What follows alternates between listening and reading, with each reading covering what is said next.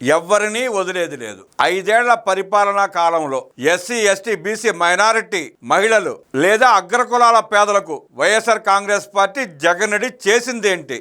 ఏం చేశాడు? వాళ్ళకి కేవలం దోచుకోవడం, దాచుకోవడం, అక్రమ కేసులు పెట్టడం తప్ప ఇంకేం చేశాడు? దళితుల కోసం గతంలో చంద్రబాబు నాయుడు గారు ప్రవేశపెట్టిన 28 సంక్షేమ పథకాలను రద్దు చేసిన దళిత ద్రోహి జగన్మోహన్ రెడ్డి కాదా? చంద్రబాబు నాయుడు గారు ప్రవేశపెట్టిన 28 సంక్షేమ పథకాలని రద్దు చేశాడా లేదా? జగన్ రెడ్డి 5 ఏళ్ల పరిపాలనలో ఎంతమంది దళితుల్ని బలి తీసుకున్నాడో, ఎంతమంది దళితుల్ని చిదిమేశారో గుర్తు తెచ్చుకుంటే మీకు నిద్ర లేని రాత్రులే. ఈ రోజున రాష్ట్ర రక్షణ కోసం ప్రయోగిస్తున్న ఉపా చట్టం కేవలం అరాచకాలు సృష్టించే జోసెఫ్ లాంటి వాళ్ళ కోసమే కాదు, వారి వెనక ఉండి నడిపిస్తున్న వారికి కూడా వర్తిస్తుంది. ప్రశ్న రావణ్కి ఆర్థిక సహాయం చేసి స్క్రిప్ట్లు పంపించి అతని చేత వీడియోలు చేపించి సమాజంలో విద్వేషాలు రగిలించే ప్రయత్నం చేస్తున్న ప్రతి ఒక్కడికి ఉపా చట్టం వర్తిస్తుంది. రావణ్ వెనుక ఉన్న ప్రతి ఒక్కడు శిక్షార్హుడే. పోలీసులు ఇప్పటికే ఆ పనిలో ఉన్నారు. ఫారెన్సిక్ ల్యాబ్ నుంచి రిపోర్ట్ రాగానే అందరి బతుకులు బయటపడతాయి. జగన్మోహన్ రెడ్డి దగ్గర నుంచి రావణ్ చేసిన వీడియోల్ని పోస్ట్ చేసిన వాడు, షేర్ చేసిన వాడు, లైక్ చేసిన వాడు, కామెంట్ చేసిన వాడు, ఆర్థిక సహాయం చేసిన వాడు, ఆడు సినిమా యాక్టర్ అయినా, మాజీ ప్రొఫెసర్ అయినా, జర్నలిస్ట్ పేరుతో జర్నలిస్ట్ అయినా ప్రతి ఒక్కడు విచారణ ఎదుర్కోవాల్సిందే, శిక్షింపబడాల్సిందే.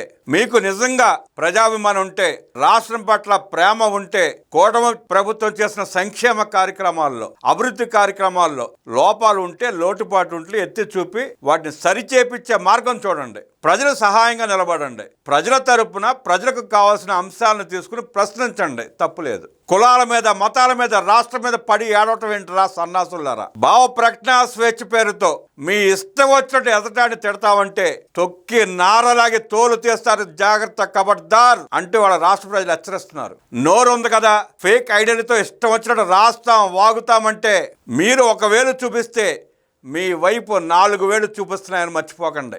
జగన్మోహన్ రెడ్డి సర్వనాశనం చేసి వదిలిపెట్టిన రాష్ట్రాన్ని అభివృద్ధి చేయడానికి ఇవాళ కూటమి ప్రభుత్వం ఎంత కష్టపడతా ఉందో కళ్ళకు కనపడుతున్న కళ్ళున కబోదుల్లా జగన్ రెడ్డి విధించే చిల్లర కోసం దిగజారిపోయి మీరు చేస్తున్న వీడియోలు, మీరు మాట్లాడుతున్న తీరు, మీ పోస్టులు, మీ ట్వీట్లు ప్రజల్లో చిరాకెత్తించేలా ఉన్నాయి. ప్రజల్ని ఇబ్బంది పెట్టేలా ఎవరు వ్యవహరించినా కఠినంగా శిక్షింపబడతారు. వైసీపీ నేతలు, మాజీ ఎమ్మెల్యేలు, మంత్రులు, ఎమ్మెల్సీలు రాష్ట్రం మీద, ప్రజల మీద, కూటమి ప్రభుత్వం మీద, సమాజాన్ని విమర్శించడం, నోటికొచ్చినట్టు మాట్లాడడం చేస్తే మీ పరిస్థితి కూడా రావణ్లానే తయారవుతుంది. ప్రజలు చూస్తూ ఊరుకునే పరిస్థితి లేదు.